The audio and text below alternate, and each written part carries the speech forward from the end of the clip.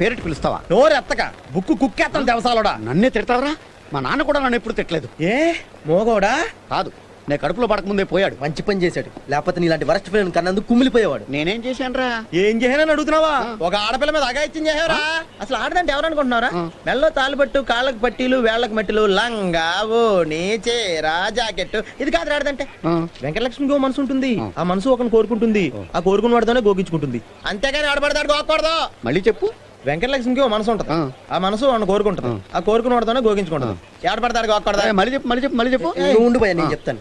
ఇప్పుడు ఏంటంటే రాత్రి మంది ఎక్కువ మీ ఆవిడ అనుకుని పని మనిషి మీద అగాయిచ్చు.